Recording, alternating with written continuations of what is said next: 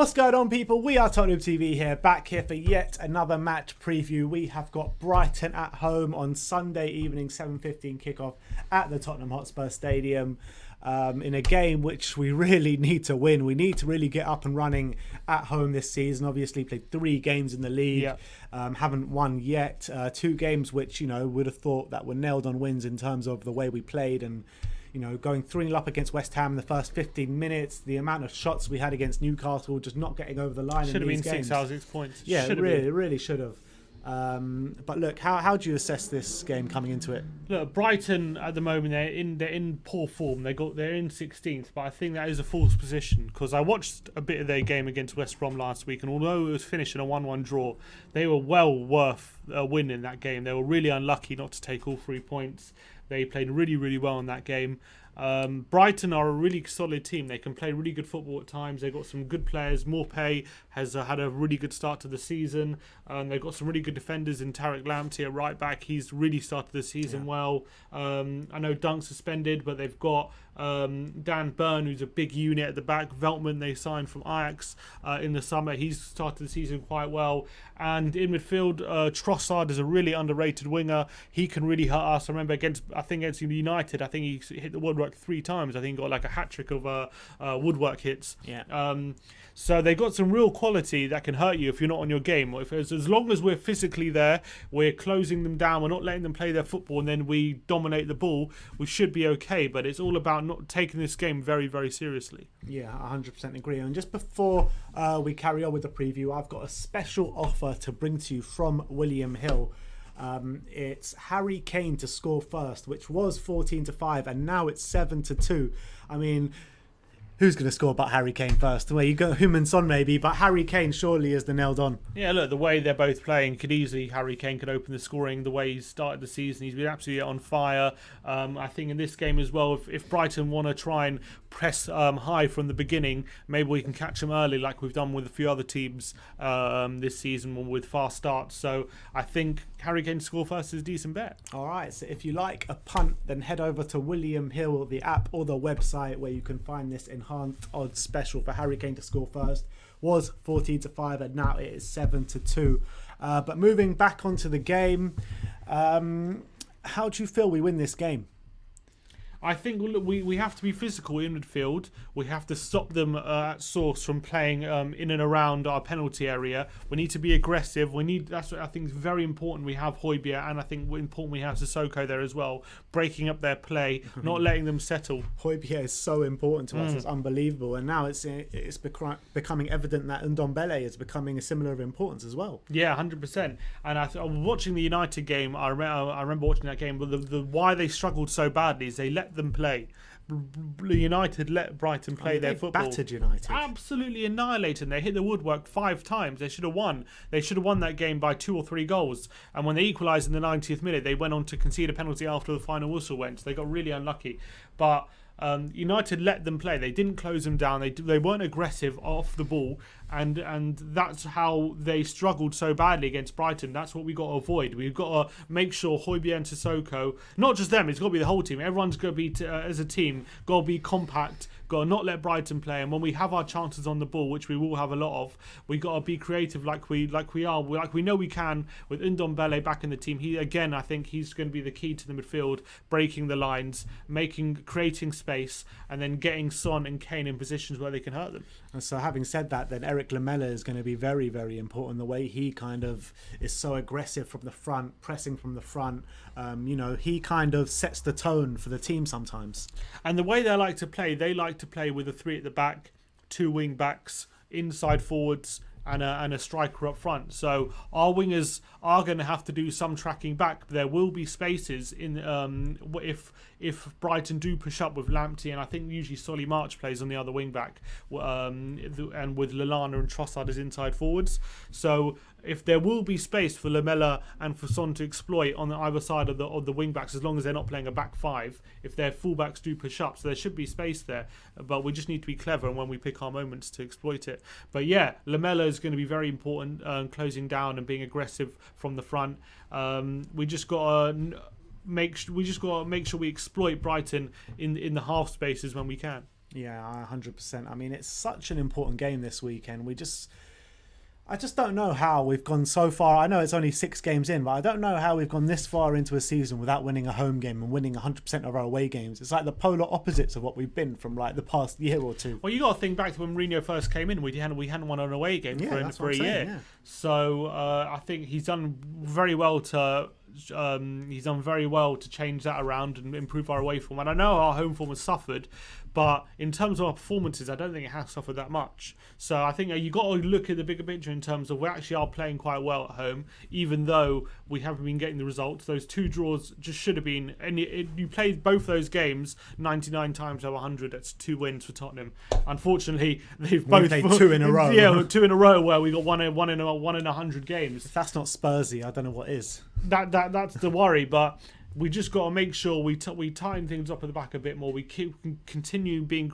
What I'm worried about, the only thing I'm worried about is the fact that we have conceded those late goals plays on Mourinho's mind too much. That's what I'm worried about, because I think if he tries to overcorrect too much in the defensive area, I think he takes too much away from our attack, and I'm worried he's going to do that in response to us conceding those late goals. What I would like to see him is just continue how we're doing, and even though we did concede those late goals, it's unlikely that it's going to keep happening like that. So I think we got to continue in performing like we are and continue attacking the same way, and we're going to win more games than we drop points in. But I'm just worried he's going to overcorrect. I'm worried about that because I've seen him do it before, and I hope he doesn't do it on Sunday. And you know, looking at the kind of other games in the Premier League, Man United playing Arsenal, Chelsea go away to Burnley, Man City go away to Sheffield United. Some big games there. Leicester have got a hard game away at Leeds. How important is it just to get those 3 points? Because you would expect some of the big teams to drop points this weekend again, don't you? Look, I think the way the Premier League is going at the moment, you just got to win. You got every single game is massive, because you've seen this season that anyone could drop points in any game. Anyone is capable of picking up points. West Brom were 3-0 up against Chelsea. I know Chelsea clawed back to 3-3, but you know they dropped points. Chelsea dropped points at home to Southampton, 3-3 as well in that game. Any team is capable of taking points off anyone. So you just got to go into every game like it's the most important game. Honestly, 3 points is 3 points. Doesn't matter if you're playing Liverpool, Chelsea, Arsenal. 3 points is still 3 points. So it's absolutely massive. And considering how many big teams there are now, you put Everton in the mix there. It's 7 top teams. Even Leicester there. It's 8 top teams. Wolves 9. That's like half the Premier League already. So every week you're going to have a matchup. Like this week you got Arsenal versus Man United. I'm sure next week there's also going to be a big game. Next week you got Everton versus United. So every week there's going to be a game like Man that. City Liverpool next week. Man Leicester Wolves. Exactly. So every week I'm saying, because half the Premier League is like a top teams nearly, or like really good teams, every week you're going to have these kind of matchups. So it's so important that every week you just keep getting those wins on the board. Doesn't matter who you're playing. It's always going to be a massive game. But how important is it to get 6 points over our next 2 games? Obviously, we got Brighton and West Brom, and then we come with the crazy schedule of Chelsea, Man City, or Man City, Chelsea, Arsenal. Look, it's crucial. Liverpool as well coming up. Of course, it's crucial, but let's know. There's no doubt about it. We go into those games against Chelsea, Man City, Liverpool, whoever it is, with chances to get points. No doubt about it. No doubt. Look, obviously, it's going to be harder than against West Brom and against Brighton on Sunday. And 6 points is absolutely crucial. If we actually have serious title ambitions, you can't get anything less than 6 points. But we don't go into those games against Chelsea, City, and Liverpool without confidence. 100%. We will definitely have big chances, and they're going to come into those games. They're going to attack us, so we're going to know how to play against them. So I'm confident we can get some sort of. We're not going to lose all those games. We're going to get points in those games as well. But yeah, if we have serious title ambitions, 6 points over the next 2 games is a must. Yeah, I completely agree with you. And just finally, the head-to-head between Spurs and Brighton looks quite healthy in our favour. You know, we usually have a good result against Brighton, but it is usually a tight game. I mean, in the last 5 games, we've only lost 1 game, and that was in like the Pochettino last couple of games when we were just... but that game was telling. I tell you why, because the biggest issue we had in the latter days of Pochettino was our lack of aggression, our lack of pressing, our lack of intensity, and you could see, and that Brighton display that day showed what they can do when a team they're playing against a team who lacks aggression and is not on it, because they showed they can actually play football. They battered us that day. We lost 3-0 and that flattered us. Yeah, I could have agree. been 5 or 6. Yeah, it was absolutely annihilation. Last night on Thursday night we lost 1-0 and it could have been a lot more as well. Yeah. And it shows what a team can do to us when we're lacking in that intensity. So we can't not be intense on Sunday. We have to be on it. We have to get stuck into them. Can't let them play their football. There's no excuses for not being aggressive on the pitch. There is no excuses whatsoever. And I'm done with seeing Spurs performances like we did on Thursday night, like we did that time at the Amex 3-0 down, where we don't show any aggression. It doesn't matter what team you come up against. If you don't want it and don't show aggression, it's going to be very hard for you to get the points. 100%, but what my point is there are teams you can play against with a lack of aggression and some and kind of not get away with it, but they won't exploit it as much. But Brighton will exploit you. Brighton will exploit you because they play good football when you give them the chance, and they will they will find the pocket space. Graham Potter is a good manager. He's shown since he's come to Brighton that he's changed the philosophy over there. And he's shown that if you don't take them seriously, they will hurt you. So with Maupay breaking the lines with Trossard, who's a really underrated winger, you got to stop them at source. You got to stop them getting the ball, and that means being aggressive in midfield, being intense, getting stuck in, winning the ball, and then dominating possession when you get the chance. When Brighton sacked Chris Hughton, a lot of fans, I think we were talking about it, saying it was unjust. He didn't do a bad job. Hughton's a good manager and what have you, but do you think that's kind of justified now with Graham Potter? Yeah, I do. I think Potter's done a really good job there. I think the way he's got them playing is really impressive. I think they were more defensively solid under Hughton, no doubt about it. They're definitely more open now. But they play definitely a more attractive brand of football. There's no doubt about it. They like to get the ball down, and they put some lovely team moves together.